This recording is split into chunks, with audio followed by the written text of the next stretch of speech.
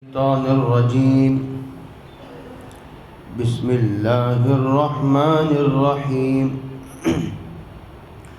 وأن احكم بينهم بما أنزل الله ولا تتبع أهواءهم واحذرهم أن يفتنوك عن بعض ما أنزل الله إليك فإن تولوا فاعلم أنما يريد الله أن يصيبهم ببعض ذنوبهم وإن كثيرا من الناس لفاسقون. صدق الله مولانا العظيم.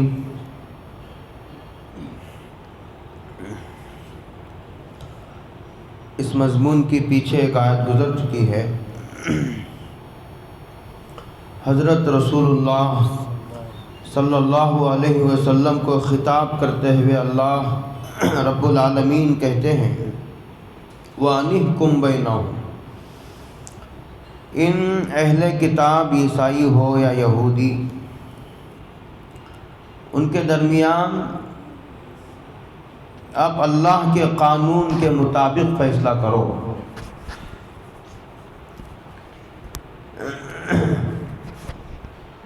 وَلَا تَتَّبِعْ أَهْوَاءَهُمْ. اور ان کی خواہشات کے پیچھے نہ چلو. حضور کے اس کے امکانات نہیں تھے، لیکن نبی تو معصوم ہوتا ہے. نبوت سے پہلے بھی نبی سے گناہ ممکن نہیں ہے، نبوت کے بعد تو سوال ہی نہیں پیدا ہوتا. قاضی کے لیے یوں دو طرح تعبیر کر سکتے ہیں کہ خطاب حضور سے، چونکہ قرآن حضور پر ہی نازل ہو رہا ہے، حضور کو واسطہ بنا کر خطاب امت سے ہے. یا نہیں تو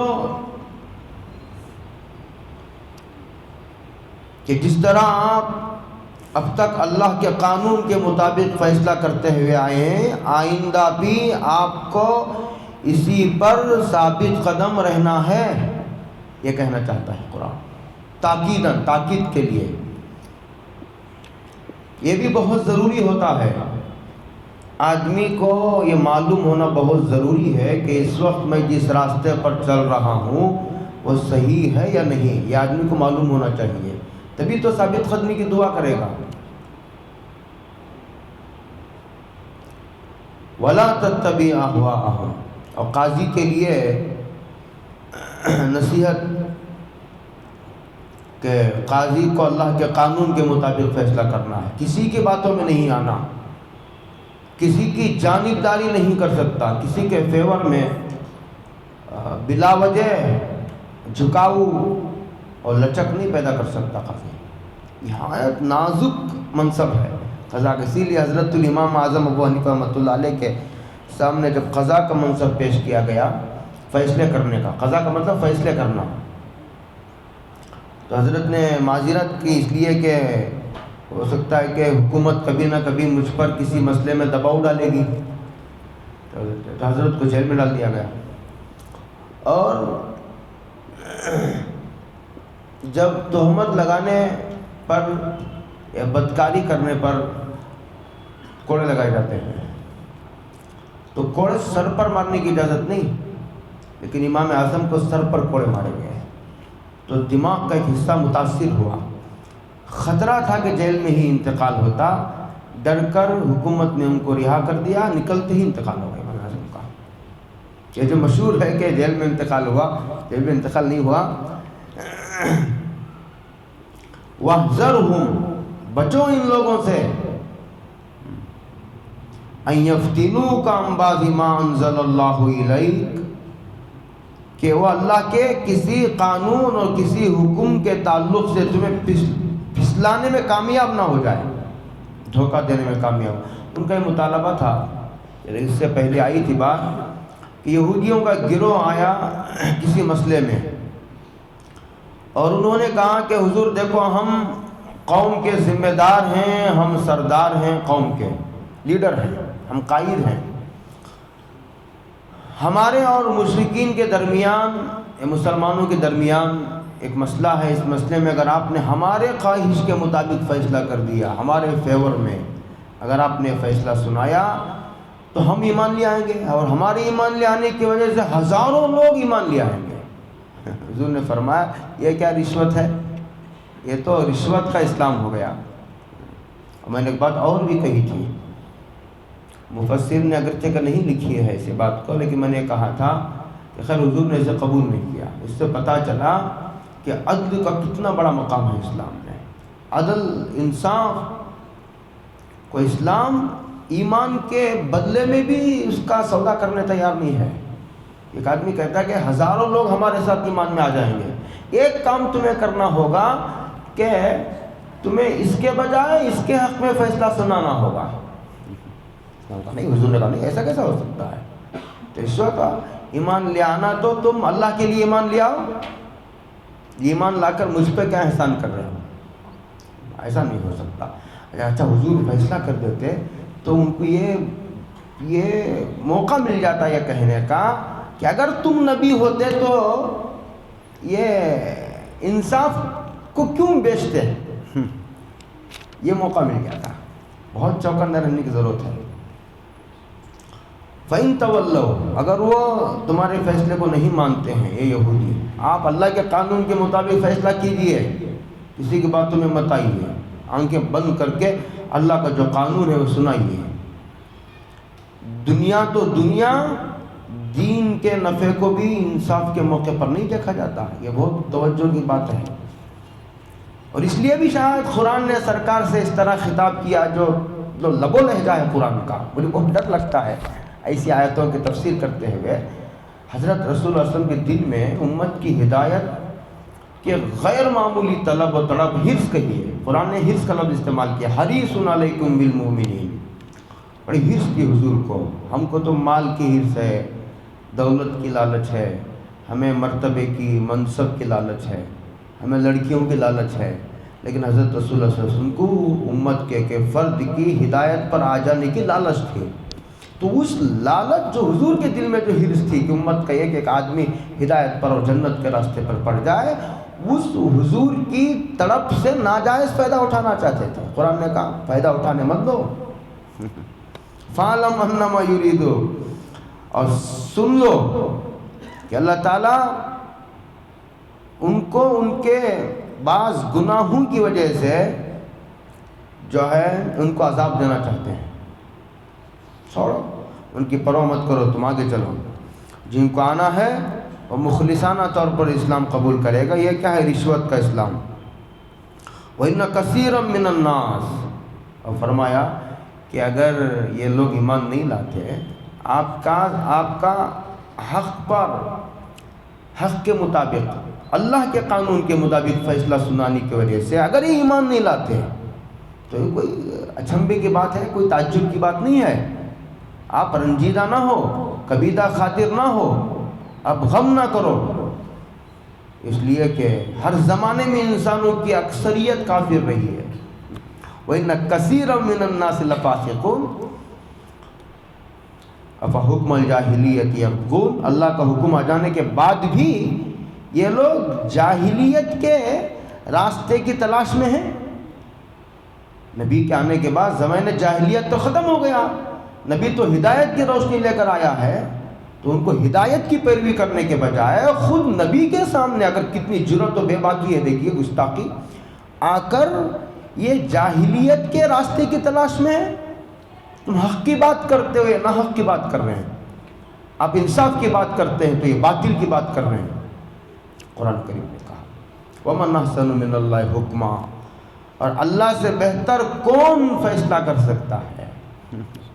فیصلے کے لیے جو قانون، جو دستور، جو نظام اللہ تعالیٰ نے ہمیں عطا فرمایا ہے، اللہ سے بہتر کون ہو سکتا ہے؟ انسانوں کی ضرورتوں کو، اس کی مصلحتوں کو اور انسانوں کی استعداد کو، اور جائز کس چیز کو ناجائز کرنا چاہیے، کس چیز کو جائز ہونا چاہیے، کون سی چیز حلال ہونا چاہیے، کون سی چیز حرام ہونا چاہیے، اسے پیدا کرنے والے سے زیادہ کون بہتر جان سکتا ہے؟ ومن احسن من اللہ حکما، لیکن ان لوگوں کے لیے ہے جو یقین رکھتے ہیں اور جن کے دلوں میں شبہات کے کانٹے ہیں، ان کو مطمئن کرنے کی فکر میں نہ رہیے، تم اپنا کام کرو، کب تک آدمی کے پیچھے پڑے رہو گے۔ کیسی نصیحتیں دیکھیے سرکار کو۔ آگے قرآن کریم نے کہا یا ایھا الذین آمنوا، اے ایمان والو، لا تتخذوا الیہود والنصارى اولیاء، اے ایمان والو یہودیوں کو اور عیسائیوں کو دوست نہ بناؤ۔ ایک جگہ قرآن مجید نے یہ کہا اے ایمان والو اتقوا اللہ، اللہ سے ڈرو، تقوی اختیار کرو، وکونوا مع الصادقین، اور تقوی حاصل کرنے کا طریقہ یہ ہے کہ تم سچے لوگوں کے ساتھ رہو، ان کی صحبت میں رہو۔ لیکن اتنا کافی نہیں،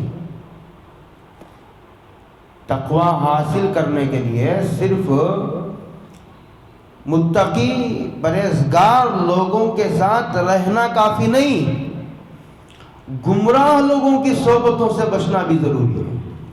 یاد رکھیے اس بات کو۔ جیسے ادھر نیک صحبت بھی جاری ہے، ادھر بری صحبت بھی جاری ہے، کبھی بری صحبت غالب بھی آ سکتی ہے، بری صحبت غالب بھی آ سکتی ہے، اس لیے کہ اللہ نے انسان کی طبیعت کو ایسا بنایا ہے کہ اس کی طبیعت برائیوں کی طرف ہی چلتی ہے، نیکی کی طرف تو لانا پڑتا ہے اسے۔ اسی لیے انسان کی اس فطری کمزوری کی وجہ سے کبھی بری صحبت نیک صحبت پر غالب آ سکتی ہے۔ یہ ایک آدمی روزانہ بادام کھاتا ہے، 10 بادام، لیکن تھوڑا سا زہر بھی کھاتا ہے ساتھ، تو زہر اس بادام کے اثرات کو ختم کر دے گا۔ بادام بھی کھانا ہے، زہر سے بھی بچنا ہے۔ بری صحبت تو زہر سے بھی زیادہ خطرناک ہے۔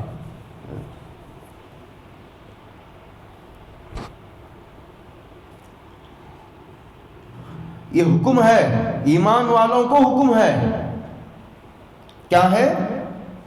یہود و نصارہ کو دوست نہ بناؤ، حکم ہے، یہ واجب ہے۔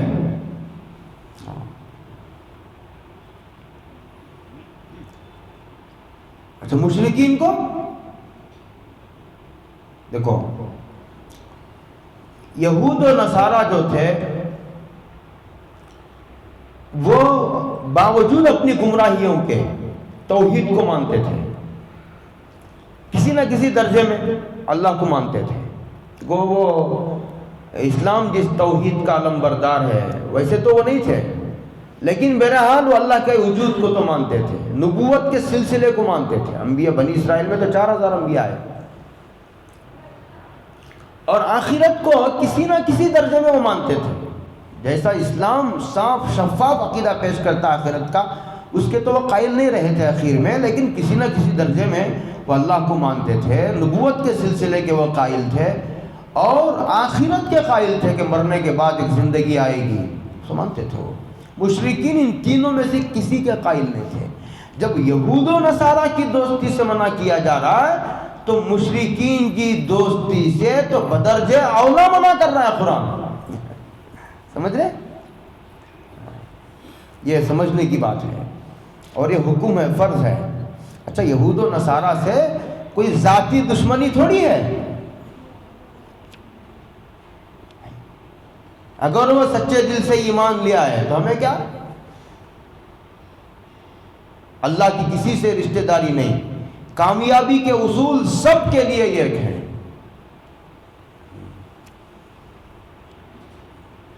حضرت علامہ آلوسی بغدادی صاحب روح المعانی ہے، عربی کتاب ہے، یہ تفسیر کی بڑی معتبر ترین کتاب ہے۔ اس میں لکھتے ہیں کہ فَإِنَّ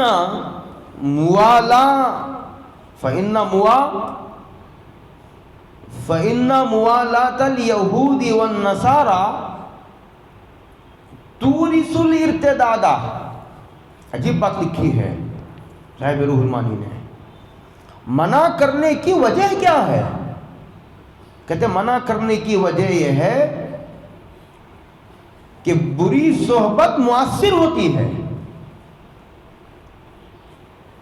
اور یہود و نصارہ کی دوستی یعنی دلی محبت، اسے موالات کہا جاتا ہے، یہ لکھا ہوا ہے اولیاء موالات، دلی محبت کہ دل میں ان کو جگہ دی جائے، ایسی دوستی، ایسی محبت، ایسا تعلق کہ ورنہ بچھونا بنا لیا، ان کے ساتھ رہ رہے ہیں، ان کے ساتھ کھا رہے ہیں، بس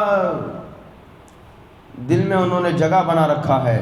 ایسی دوستی یہود و نصارہ سے آدمی کو مرتد بنا دیتی ہے، یعنی مرتد بننے کے خطرے ہیں۔ یہود و نصارہ کی دوستی سے آدمی مرتد نہیں ہو جاتا، لیکن ان کی دوستی کے نتیجے میں اگر آدمی مرتد ہو جائے، اسلام کا سودا کر بیٹھے، ایمان سے ہاتھ دھو بیٹھے، تو تعجب کرنے کی ضرورت نہیں ہے، یہ اسباب ارتداد میں سے ہے، یہ کہنا چاہتا ہے قرآن، اسباب ارتداد ہے، اسباب ارتداد میں سے ہے یہود و نصارہ کی دوستی، اور مشرکین کی اس کے ضمن میں خود آ گیا۔ جب یہود و نصارہ کی دوستی سے ہی قرآن منع کرتا ہے، تو مشرکین کی دوستی سے بدرجہ اولا منع کرتا ہے۔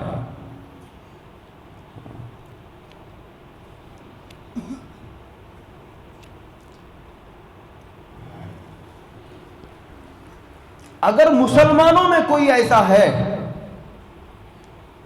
بہت غور سے سنیے میری اس بات کو، جس کے اندر یہودیت کے جراثیم موجود ہیں، اور جس کے اندر نصارہ کے جراثیم موجود ہیں، مثال کے طور پر یہود عنوان ہے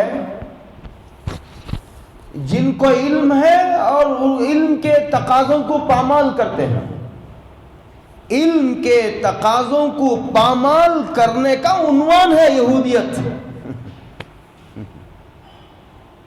علم ہے لیکن علم کے مطابق عمل نہیں ہے۔ ہر ایسے مسلمان سے بچنے کی ضرورت ہے جس کے پاس علم ہے لیکن علم کے تقاضوں کو مسلسل پامال کر رہا، ایسی لوگوں کی صحبت سے بچنے کی ضرورت ہے۔ اور دوسرا، یہودیت عنوان ہے بے ادبی کا،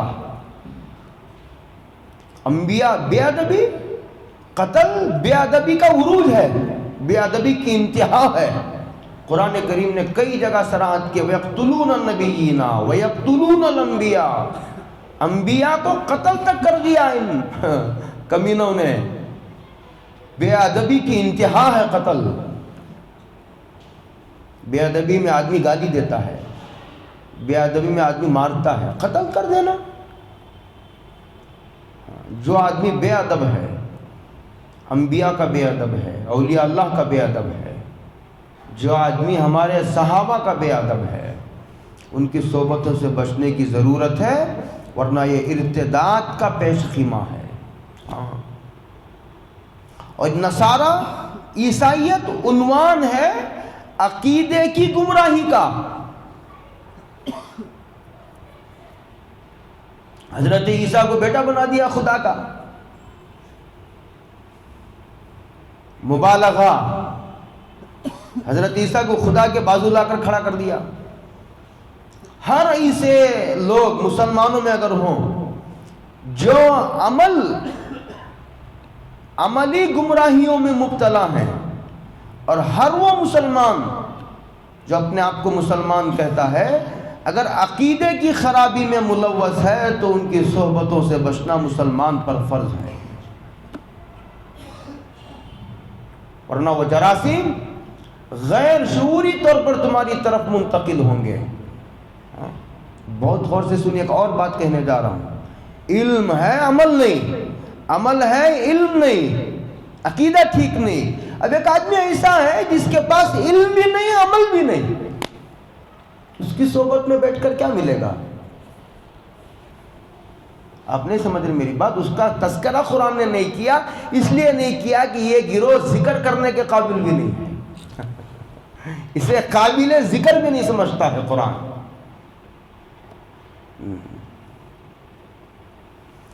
یا ایھا الذین آمنوا لا تتخذوا اليہود والنصارى اولیاء. اب یہ سمجھنا یہ ہے کہ یہود و نصارہ کو دشمن سمجھو، اور دشمن کی پیروی تو پاگل ہی کر سکتا ہے.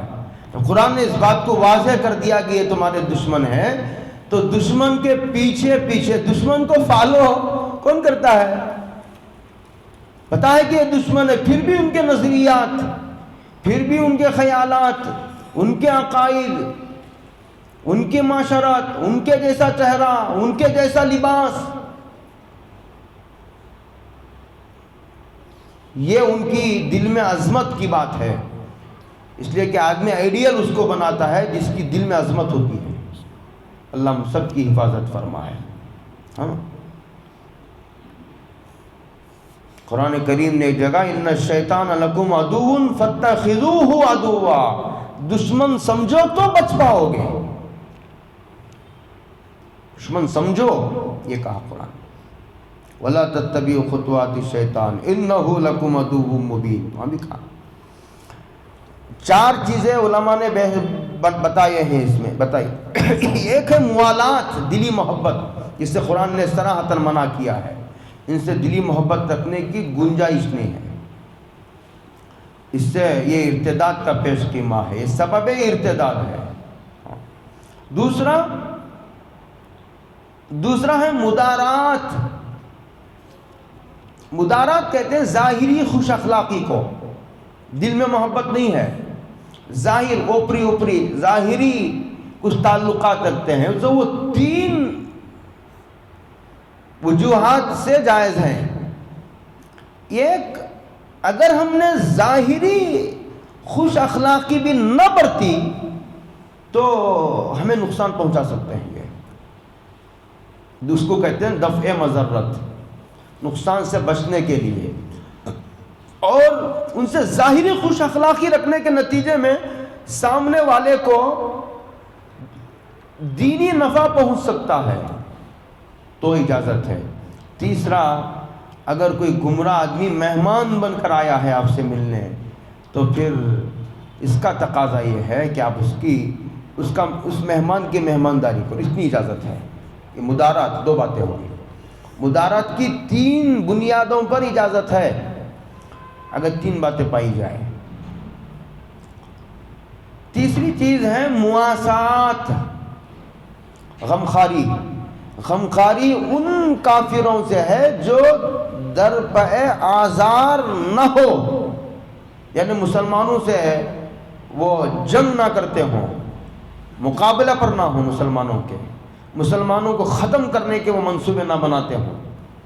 بیٹر آپ نے ان کو کھانے سے مطلب ہے، پینے سے مطلب ہے، اپنے کاروبار سے مطلب ہے، کھانے پینے میں لگے ہوئے ہیں.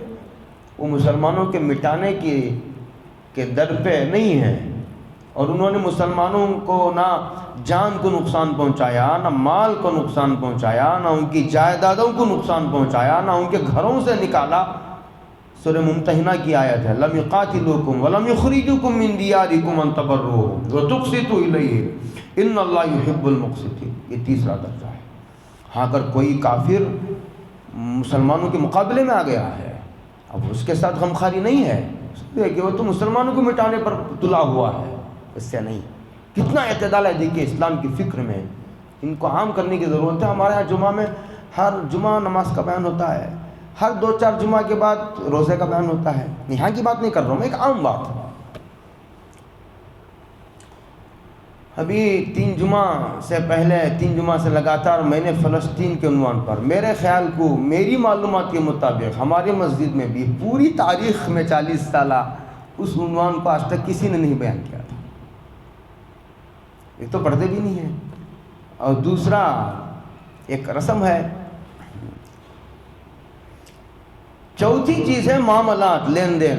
وہ تو ہر ایک سے جائز ہے، جو معاملات مسلمانوں کے جائز ہیں جائز ہیں، اس کو کہتے ہیں. پوری تفصیلات تقریباً میں سمجھتا ہوں کہ آ گئی. یا ایھا الذین آمنوا لا تتخذوا اليہود والنصارى اولیاء بعضهم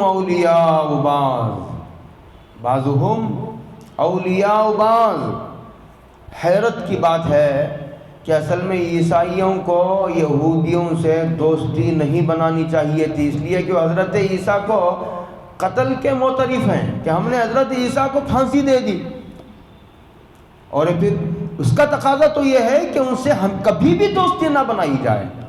لیکن عجیب ہے سرکار دو عالم صلی اللہ علیہ وسلم کے سلام ان کی نبوت پر، اللہ فرمایا وہ کسی مناسبت سے ایک دوسرے کے دوست ہو سکتے ہیں، بعضهم اولیاء بعض۔ اب اسی مسئلے میں جو مسئلہ چل رہا ہے فلسطین کا، 1964 میں جو انہوں نے مسلمانوں کے خلاف اتحاد کا ثبوت دیا ہے، اس سے حضرت رسول اللہ صلی اللہ علیہ وسلم کی نبوت کی صداقت میں اور اضافہ ہو گیا ہے۔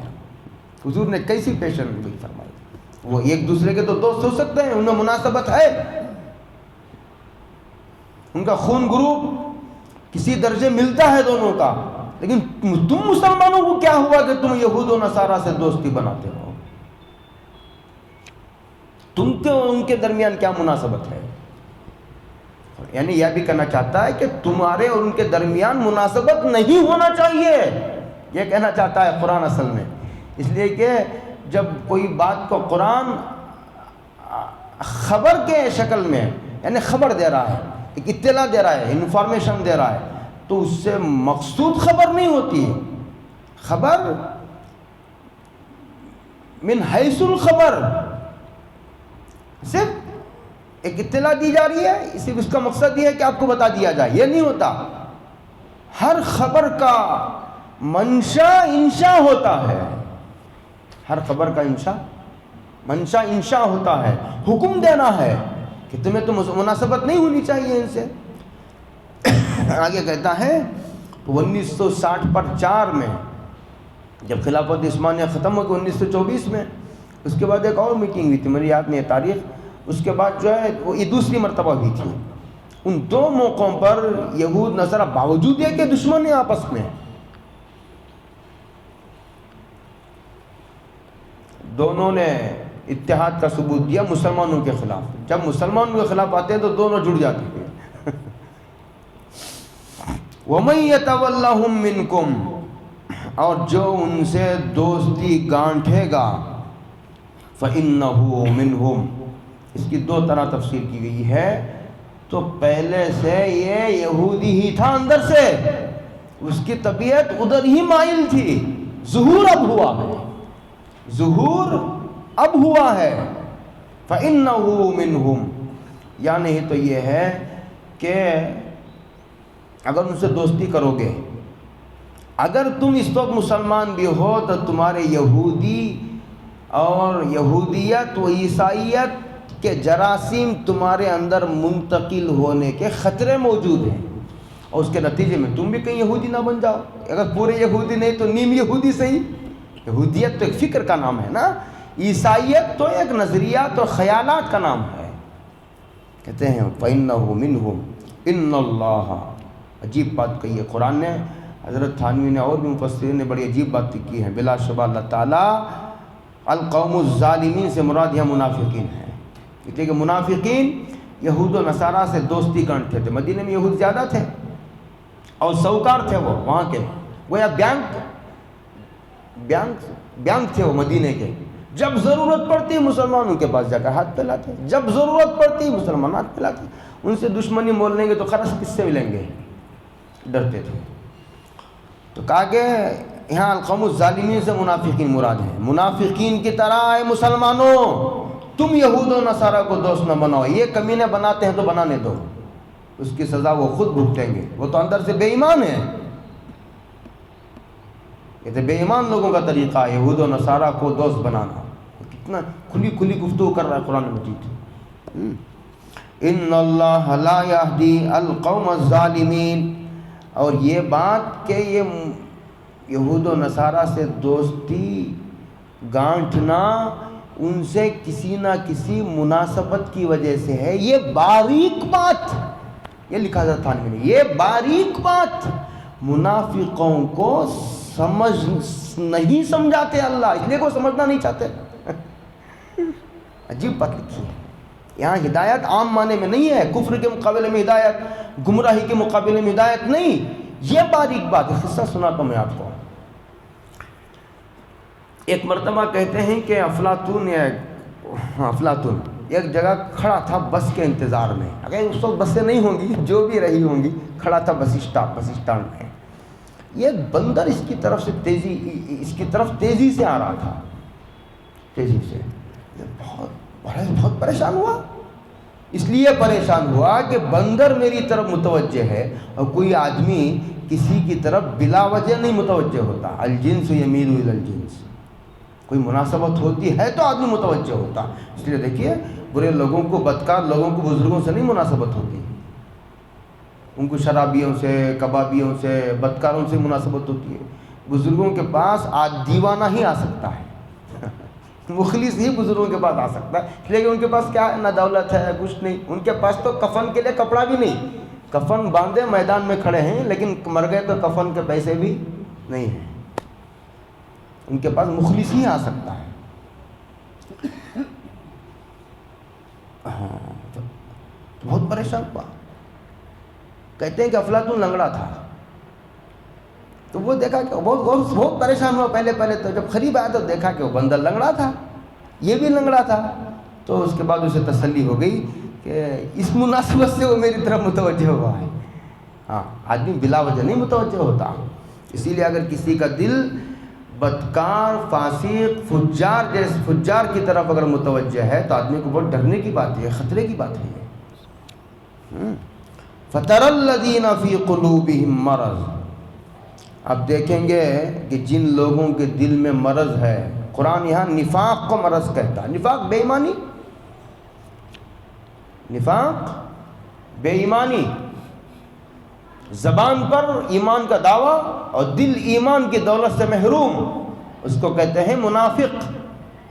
ہمارے مولانا ہمیشہ میں حوالہ دیا کرتا ہوں، مولانا یونس صاحب کا، پونا والے تھے ماشاءاللہ، اس علاقے میں کا بڑا کام ہے، انتقال ہو گیا ان کا، خیر ہمارے زمانے کے بزرگ ہیں۔ وہ کہتے تھے کہ ایمان کا فاصلہ ایک بالشت کا ہے۔ کتنے بالشت کا ہے؟ ایک بالشت کا۔ کیا؟ اور سمجھاتے تھے وہ یہ ہے کہ اگر یہ زبان کے بول دل میں اتر جائے تو اسی کو کیا کہتے ہیں؟ ایمان، اور اگر زبان کے بول زبان پر ہی رہ جائیں اسی کو نفاق کہتے ہیں۔ عجیب سمجھاتے تھے۔ بعض لوگ کوے کو کلمہ رٹا دیتے ہیں، بعض لوگ کوے کو، طوطے کو کلمہ سکھا دیتے ہیں، بعض یاسین سکھا دیتے ہیں، وہ پڑھتے رہتا ہے، لیکن جیسے ہی کیا بلی، چوہا، کیا کہتے ہیں اسے، آ کر کے دبوچا، وہ ٹیں ٹیں ٹیں ٹیں ٹیں ٹیں کرتا ہے۔ کیوں؟ وہ کلمہ اس کی زبان پر تھا، دل میں۔ ہاں، مولانا روم نے اس کی مثال دی ہے، فارسی میں ہے، وہ شعر مجھے یاد نہیں۔ فَتَرَى الَّذِينَ فِي قُلُوبِهِم مَرَضٌ، جن کے دلوں میں مرض ہے، کفر کا، نفاق کا مرض، آپ تم دیکھو گے يُسَارِعُونَ فِيهِم، گھستے چلے جا رہے ہیں یہودیوں کے اندر، یہودیوں کی طرف گھستے چلے جا رہے ہیں۔ پتہ چلا کہ یہودیوں کی طرف وہی مائل ہوگا جس کے دل میں نفاق کا مرض کسی نہ کسی درجے میں ہے۔ یقولون، اور یہ کیا کہتے ہیں؟ ان کو دوست بنانے کی وجہ وہ یہ بیان کرتے ہیں کہ یقولون نخشى ان تصیبنا دائرہ، کہتے ہیں کہ گردش زمانہ کے ڈر سے ہم یہ، یعنی بھائی کبھی قحط پڑ جائے، کبھی تنگی آ جائے، کبھی مصیبت آ جائے تو لے دے کر پیسے دینے والے، ہمارے ہاتھ مضبوط کرنے والے یہی ساہوکار ہیں یہودی۔ اس زمانے میں مہاجن تھے، وہی قرض دینے والے۔ ان سے دشمنی اگر ہم مول لیں گے تو پھر مصیبت کے وقت میں کون کام آئے گا؟ یہ کہتے تھے زبان سے، حضرت تھانوی نے لکھا ہے، لیکن ان کے دل میں یہ تھا کہ اگر اللہ تعالیٰ نے جو ہے ان یہودیوں کو اگر مسلمانوں پر جنگ میں غلبہ عطا فرما، جیسے آج بہت سارے، میں نہیں اشارہ دے رہا ہوں کہ غیر مسلم ممالک والے کوئی کھل کر فلسطین کی تائید میں نہیں آ رہا ہے، اچھا وہ نہ محروم ہے، محروم رہیں گے۔ حضرت رسول اللہ آقا نے سچ فرمایا تھا، آقا نے سچ فرمایا تھا، آقا نے سچ فرمایا تھا کہ اگر جب یہ جنگ ہوگی فلسطین کا ایک گروہ کے بارے میں باقاعدہ اشارہ کیا تھا. بعض حدیث میں دمشق کا لفظ ہے، بعض احادیث میں ملک شام کا لفظ ہے، بعض احادیث میں اسقلان کا لفظ آیا ہے. اب فرمایا تھا کہ بعد میں بیت المقدس کا لفظ بھی آیا ہے، بیت المقدس کا لفظ بھی آیا ہے کہ وہاں گروہ رہے گا، وہ جہاد کرے گا، اور اگر کوئی ان کو میدان میں تنہا چھوڑ دے گا مدد نہیں کرے گا، مخالفت کرے گا اور مجرمانہ خاموشی اختیار کرے گا، تب بھی اللہ غیب سے ان کی مدد فرمائے گا. یہ سچ تھا. یہ بھی ڈرے سہمے ہوئے ہیں. وہ کہتے تھے لیکن کہ دل میں یہ تھا کہ اگر جنگ میں غلبہ ہو گیا یہود و نصارہ کو تو ہماری کیا گت بنے گی. اسی لیے ان سے بھی بنائے رکھو تعلقات، تاکہ اگر یہودیوں کو غلبہ ہو جائے تو پہلے سے جائے امن تلاش کر کے رکھنی چاہیے، پناہ گاہ. یہ ان کا اللہ کہتے ہیں فعصى اللہ، اللہ کا وعدہ ہے. عصا جب اللہ کے لیے استعمال ہوتا ہے تو وعدے کے صاحب روح المعانی نے لکھا ہے اللہ وعدہ فرماتے اور اللہ وعدے کے خلاف نہیں فرماتے کہ ان یاتی بالفتح، قریب ہے. فا بھی آیا ہے، عصا بھی آیا ہے، قریب ہے. اور یہ اللہ کا وعدہ ہے کہ فتح ہوگی، فتح ہوگی اور قریب ہے، دور نہیں ہے فتح. اور فتح مکہ میں اب دیکھیے اور امر من عندی، یا اللہ تعالیٰ کی طرف سے غیب سے کوئی بات پیش آ جائے فَيُصْبِحُوا عَلَى مَا أَسَرُّوا فِي أَنفُسِهِمْ نَادِمِينَ، تو ان کا نفاق کھل جائے گا. اور یہ جو ان کے دلوں میں وہ چھپا رہے تھے اس کی وجہ سے اس پر وہ نادم ہوں گے کہ رے یہودیوں کی دوستی کچھ کام نہیں آئی. اور ان کا نفاق بھی کھل گیا، ان کا نفاق کھل گیا اور رسوائی ہو گئی، اور پھر جو ہے ان کی دوستی ان کے کچھ کام نہیں آئی. اس پر ندامت ہوگی، ورنہ ندامت تو توبہ ہے. یہ توبہ کی ندامت نہیں ہے، یہ اس پر ندامت ہے کہ ان کی دوستی کچھ کام نہیں آئی. بس آگے دوسرا مضمون ہے. اس کے بعد ایک بہت اہم آیت ہے جسے اس وقت کے مسلمانوں کے پس منظر میں سے سمجھنے کی بہت ضرورت ہے، اور اس کا ایک حرف بہت قیمتی.